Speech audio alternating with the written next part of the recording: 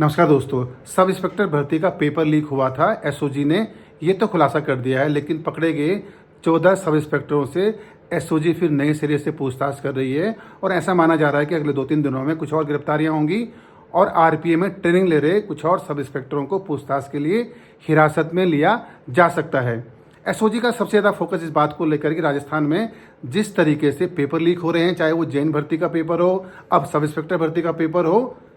Political connection को भी जांच के दायरे में रखा गया है। क्योंकि एसओजी भी ये मानती है कि जिस तरीके से राजस्थान में आरपीसी के भीतर से पेपर लीक हो रहे हैं और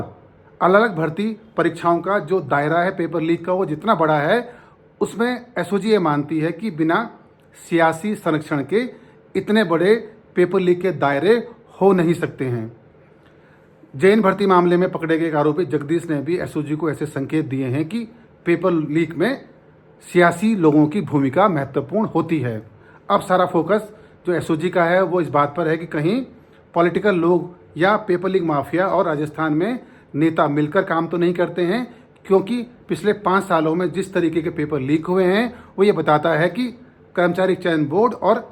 आरपीसी के भीतर जो सियासी दबाव है उसकी एक वजह पेपर लीक के तौर पर भी देखी जा रही है। इंतजार करते हैं कि अगले 3-4 दिनों में जिन आरोपियों की गिरफ्तारी होती है, क्या उनमें किसी राजनीतिक दल का सदस्य भी होता है या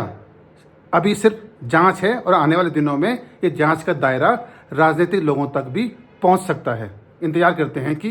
कितना बड़ा खुलासा नेता के तौर पर होता है